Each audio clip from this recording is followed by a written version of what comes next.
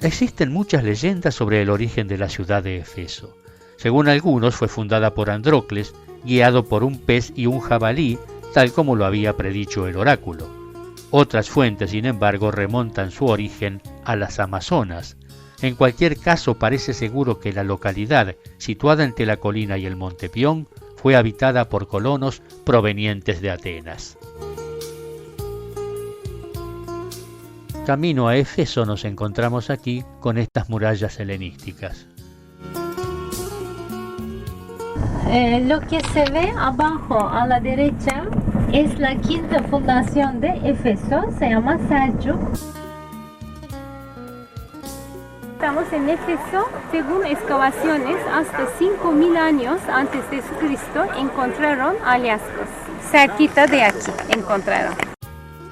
Idioma de hitita más antigua, idioma indoeuropeo. Apasa significaba abeja. Entonces, esa ciudad dedicada a una diosa que es su símbolo abeja, por esa razón Artemisa, la principal diosa, era la reina abeja también. Ese lugar cuadrado era ágora del Estado. El ágora administrativo fue construido a principios del siglo I después de Cristo en la época del emperador Augusto. Fue un lugar sagrado donde se realizaban las reuniones religiosas y estatales. Alrededor de dicho espacio se supone que estaban las oficinas de los funcionarios de alto cargo del Estado. En el centro se pueden notar algunos restos de un templo rectangular, el cual era probablemente el templo de Isis, dios egipcio. Nos dirigimos ahora hacia el Odeón o pequeño teatro.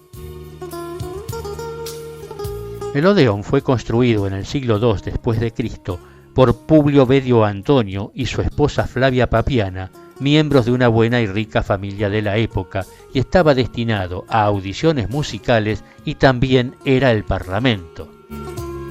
Había dos parlamentos, uno de demos, de pueblo, otro de bule, de las personas importantes. 450 miembros del parlamento de buletarios se juntaba aquí. La capacidad para el teatro era de 1500 espectadores, y el hecho de que no existía en la orquesta ningún conducto para el agua de lluvia demuestra que fue cubierto por un techo de madera. Constaba de gradería, de escena y de orquesta. El podio era de mármol, así como los asientos para el público. Los espectadores entraban a través de los pasillos que se encontraban a los costados o a través de escaleras abovedadas. En este lugar era lugar sagrado para emperadores romanos y para la diosa Artemisa. En el sitio donde hoy están algunas columnas dóricas con la inscripción de los nombres de los curetes, antes ardía día y noche el fuego sagrado. Era mantenido por las vestales y los eunucos. Este fuego pertenecía a los curetes, que era una clase de curas relacionados con el Artemiso. Eran muy respetados por el pueblo y vivían en habitaciones construidas al lado del patio de los establecimientos oficiales. La construcción del Pritaneo empezó en el siglo I antes de Jesucristo. Encontraron dos estatuas de Artemisa enterrado en ese lugar. Estaba cubierto con placas de oro. Estas estatuas de Artemisia, que fueron descubiertas casi enteras en las excavaciones del año 1956, se encuentran en el Museo de Éfeso.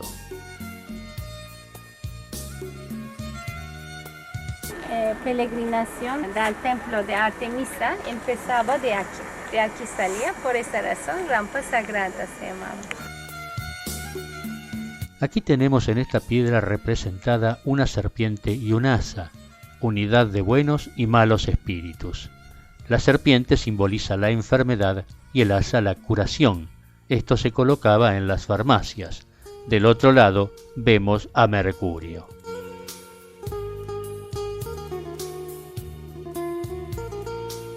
Este espacio es la plaza de Domiciano. Antiguamente estaba el templo de Domiciano, del 81 al 96 después de Cristo, construido sobre una terraza de 50 metros. Fue el primer templo de Éfeso. Algunos restos de la cabeza y un brazo de la gran estatua de Domiciano se encuentran en el museo. Como se puede ver en el dibujo esbozado, el templo estaba construido sobre columnas. El altar, que probablemente se encontraba en la entrada del templo, está expuesto actualmente también en el Museo de Éfeso. Al dejar la plaza de Domiciano, se encuentra un monumento construido en el siglo I después de Jesucristo para Memio, nieto del director Zulia. En la parte superior del monumento existían esculturas de los miembros de la familia de Memio. Y en el siglo IV después de Jesucristo fue añadido al norte del monumento una fuente. Y enfrente del monumento se ve una figura relieve de la diosa de la victoria, Nike, que es mensajera alada de Zeus. Los dioses le dieron el encargo de llevar la victoria a todos aquellos sitios a los que fuese. Y también tenemos la representación del cuerno de la abundancia. Llegamos a la vía de los Curetos. Avenida Embalos, en griego quiere decir la avenida limitada con columnas. Muchísimas construcciones daban a esta calle que estaba pavimentada con mármol y piedra. Desde la puerta de Hércules empieza. Hércules, semidios que se ve en dos laterales. La puerta, decorada con relieves de Hércules sobre las columnas, fue construida en el siglo IV después de Cristo. Está envuelto con las pieles del león de Nemea. La puerta había sido construida con motivo de controlar al pueblo, ya que desde allí se pasaba hacia una zona de clase social de nivel más alto. Junto a las columnas hay estatuas de personajes que contribuyeron al nacimiento de la ciudad y en ellas se pueden ver algunas inscripciones. Detrás de las columnas había galerías con pisos de mosaicos, desde donde tenían accesos a las viviendas privadas y a las tiendas. Por allí caminaban a la sombra las clases pudientes.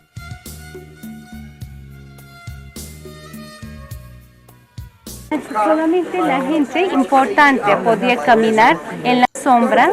Los esclavos tenían que caminar por medio. ¿Y qué vendían en las boutiques?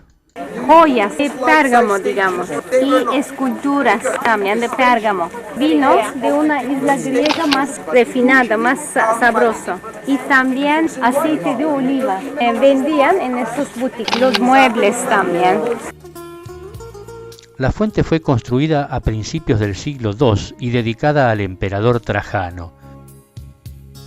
Entre las columnas se encontraban diferentes estatuas. De la del emperador Trajano existe solo el pedestal con un fragmento del pie. El agua llegaba a un estanque por un conducto por debajo de la estatua del emperador.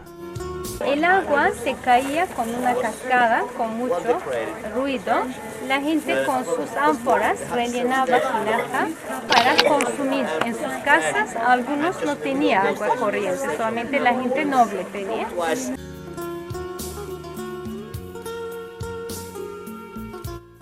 Tenía 12 metros de altura, con columnas de 2 pisos sobre los 3 lados. Segundo piso, capiteles, orden, corintio, primer piso compuesto. Para dar la idea de la fuente se la restauró de manera más baja de la original. Algunos fragmentos de la fuente ahora están en el estanque y otros por los lados. En este mosaico vemos dibujada la cruz griega.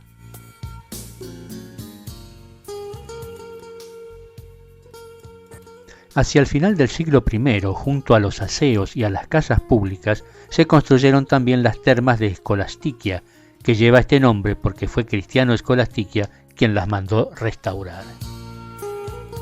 Esta es la zona de vestuarios. Aquí dejaban las túnicas y recogían las toallas que utilizaban para taparse, como se hace en la actualidad en los baños turcos. Atrás vemos la sala fría llamada Frigidarium. Y de aquí nos dirigimos a la sala caliente, al Caldarium.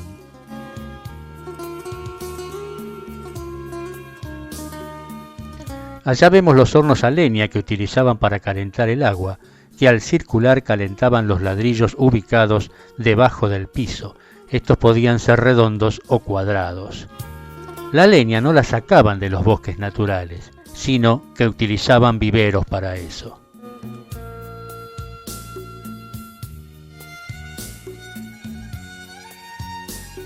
Y de las termas nos dirigimos ahora hacia el templo de Adriano. Fue construido en el siglo II después de Jesucristo y dedicado al emperador romano Adriano. Delante del templo se elevan 4 columnas con capiteles corintios. Y sobre las 2 columnas del centro se encuentra un arco con un relieve de la diosa de la fortuna. Detrás, sobre un frontón semicircular por encima de la puerta, se ve un relieve de Medusa. En el friso de la izquierda se ven relieves de algunas divinidades y de Andróclo persiguiendo a un jabalí. En el otro friso tenemos a Atenea, Apolo, Andrócles, Heracles, el emperador Teodosio, entre otros. Veamos ahora cómo eran los aseos públicos o las llamadas letrinas. En esta ciudad mundial se había pensado en todo, hasta en el aseo público. Tenía una capacidad de 50 personas. Está formado por un estanque rodeado de una fila en forma de U de retretes de mármol, delante de los cuales corre un conducto de agua. Por debajo de los retretes un canal de agua, construido con motivo de eliminar los olores, se conectaba con los de la canalización de la ciudad. Cleopatra asesinó a su hermana, que está enterrada en este mausoleo. Tenía 17 años cuando se refugió en el templo de Artemisa, que según la tradición allí nadie podía tocarla, pero Cleopatra no respetó el lugar sagrado e igual la mandó a matar. Y del mausoleo vamos a la fabulosa biblioteca de Celso.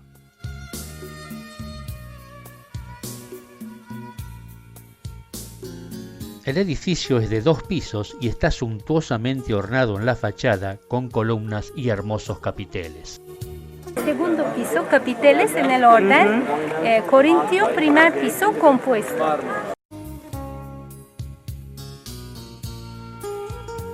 En la fachada, en los nichos entre las puertas, se ven 4 estatuas que son Sofía, que representa la sabiduría, Arete, que representa la virtud, Eunoia, talento y virilidad, y Episteme, que representa la ciencia y la cultura.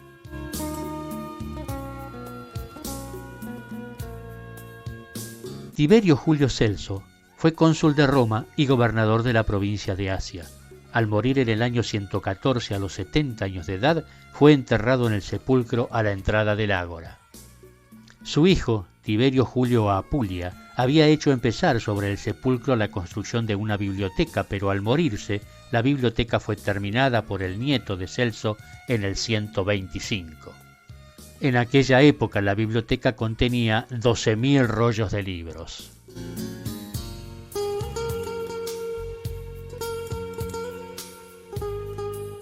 La puerta que da acceso al ágora es de Maceo y Mitridate, que eran esclavos de la familia del emperador Augusto, el cual los había dejado en libertad.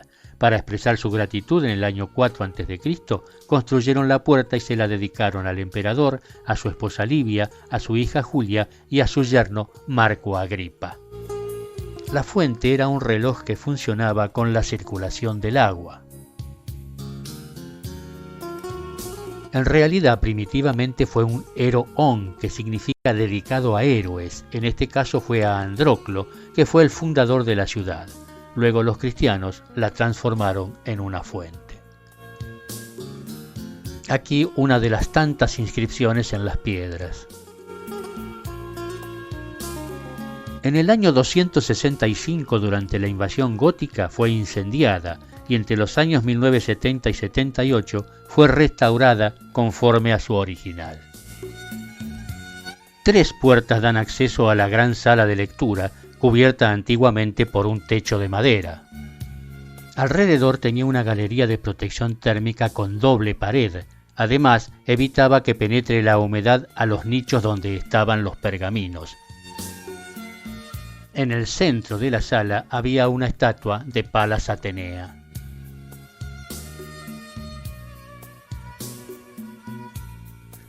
Salimos nuevamente hacia el exterior. Allá podemos ver la fuente de agua, también llamada velo de agua.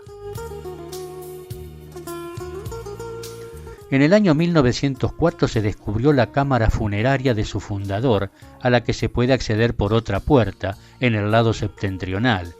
Dentro de ella se halla el sarcófago todavía intacto, que había escapado milagrosamente a la destrucción del edificio en el siglo IV o V.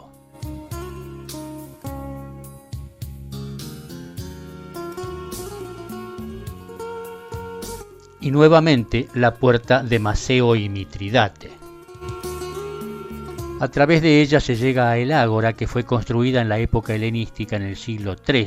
Tiene forma cuadrada y era el centro comercial más grande de la ciudad. Todas las mercancías que llegaban por vía marítima a Anatolia pasaban por aquí. También existía un prostíbulo. En el piso estaban estos mosaicos para indicar el camino a la denominada Casa del Amor. Y desde la casa pública nos dirigimos ahora hacia el teatro a través de la Vía de Mármol. La Vía de Mármol fue construida durante la época helenística y debajo de los bloques de mármol que la pavimentan cuenta con un gran conducto de canalización. A los lados habían construido estoas para los peatones, ya que por la vía pasaban los carromatos. El Gran Teatro fue construido por los romanos en el siglo I sobre los restos de un teatro griego durante los reinados de Claudio y Nerón. Tenía 154 metros de diámetro, la orquesta 34 metros de diámetro y la escena 18 metros de altura. Aquí se reunía el demos, la asamblea del pueblo formada únicamente por ciudadanos varones. Aquí los orfebres, aclamando a la diosa Artemisa, arremetieron contra San Pablo y sus seguidores, echándolos de Efeso. El Gran Teatro es el monumento más escenográfico de Efeso. Desde lo alto domina todo el valle.